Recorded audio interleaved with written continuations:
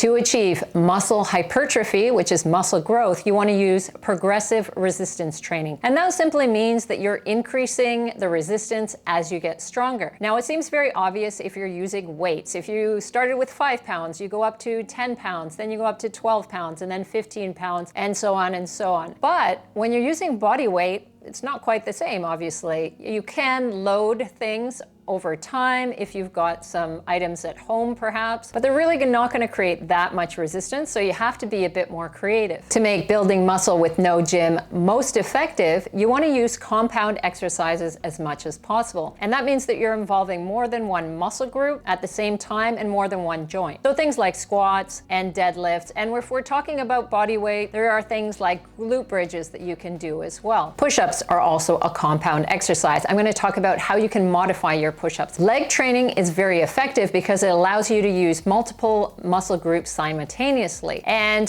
the muscles of your legs are larger than the muscles of your upper body. So you're going to expend more energy doing leg exercises as well. As anyone who's ever done any kind of leg training knows, it is challenging. Now, increasing the challenge of certain body weight exercises is a bit tricky, but I'm going to start with push-ups, which are a common upper body exercise that many people try to do at home. Changing the position that you're doing the push-ups increases the intensity that you need to work at. So you can start on your knees for push-ups and then work into an incline push-up, then into a regular push-up, and then a decline push-up, which is the more challenging version. And there are a lot of variations. I actually created an entire video about push-up variations, which you can check out as well. And I want to use push-ups as a simple example of how you can increase the challenge of certain body weight exercises. So you might be able to start off and do, let's say, 20 regular push-ups. That's pretty good. So in order to increase the resistance and make it progressive, you can try a more challenging variation of the push-up, such as the decline push-up that I mentioned, or even a Spider-Man push-up, which is extremely challenging. You're using different parts of your body for that, but you're also loading your upper body more than you would for a regular push-up. And if you can do 20 regular push-ups, you might only be able to do 5 or maybe even 10 plyometric push-ups. So that means that that's a more challenging exercise, and if you move up, then that's an exercise you can move on to. You could also work your way to 30 regular push-ups first if you wanted to, but once you get to a certain point, you're working more on your endurance rather than your strength. Now, we traditionally said that maximum muscle growth occurs in that 8 to 12 rep range, or sometimes even that 6 to 12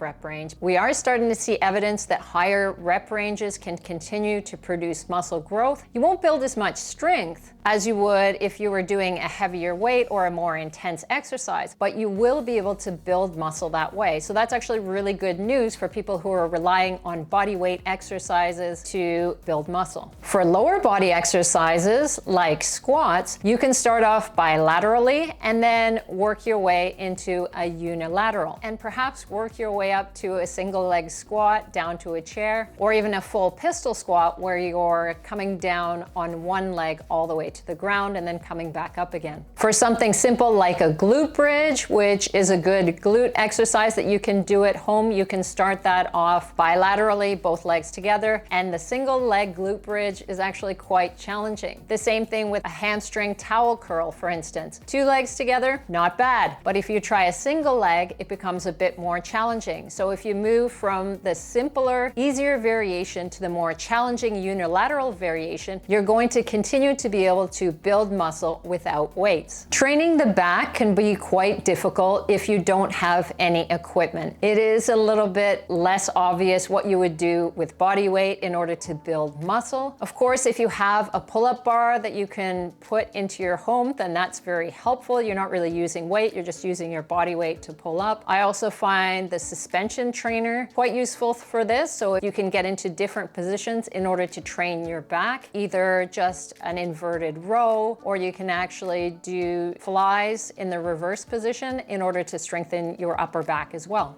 I've already talked about how you can modify push-ups and squats, but you can also modify exercises like lunges. There are a lot of different variations. So if you just go from an easier variation of a lunge to a more challenging variation, that can help you make your training progressive and continue to build muscle without weights. For chin-ups or pull-ups, you can vary the grip. It's a little bit easier if you have your palms towards you than it is the opposite way. A narrower grip is also easier compared to a very wide grip for a pull-up. You don't necessarily need to go to complete failure on every set, but you do want to go to fatigue for most of your sets. Now, I've seen people in the gym doing a weight for 10 repetitions, and it's pretty clear that they could have done 20. That might help them to maintain their muscle mass slightly. It's better than sitting on the couch after all, but you're not going to be able to see much muscle growth if you're not maximizing the amount of effort that you're putting into your workouts. You can also make strength training progressive by changing your rep range, the number of sets that you're doing, the tempo, which is just the pace of the exercise that you're doing. You can also vary the rest periods in between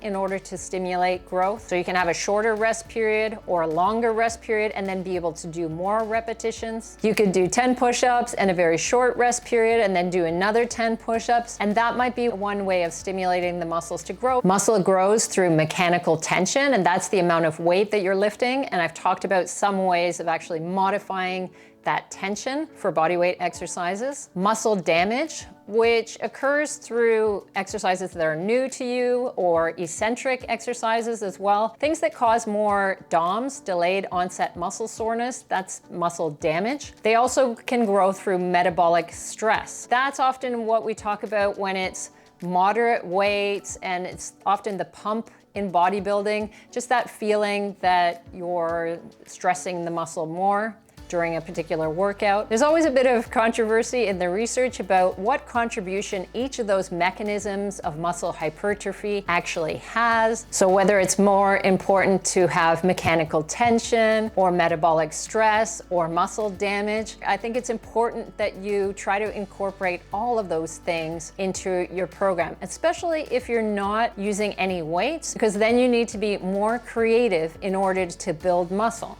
Remember, as you're planning your muscle building program without weights, that you want to keep it balanced. Just doing push-ups at home on a regular basis isn't going to build balanced muscle. If you're doing pushing exercises like a push-up, you also want to be doing pulling exercises like an inverted row or a pull-up. Otherwise, you can develop muscle imbalances and injuries. And I also think it's really important to incorporate leg work, because as I said, those are larger muscle groups. They're going to stimulate more overall muscle growth. And here's the thing that many people overlook when they're building muscle without weights. You need to have your nutrition in check. And that means that you have enough protein in order for you to build muscle. You need 0.7 to 1 gram of protein per pound of body weight per day in order to build and maintain muscle. So if you're doing all the workouts and you're training progressively, you're stimulating the muscles to stay and to grow, but you're not getting enough protein and you're not getting enough calories, then you won't be able to build further muscle. You may actually get leaner, but you may also lose muscle. So make sure you're getting in enough protein and enough calories in order for you to continue to build muscle as you're pushing your muscles through progressive resistance training. Please hit the like button if this video was helpful to you. It helps my channel reach more people. And subscribe and hit the bell for more evidence-based fitness and nutrition information.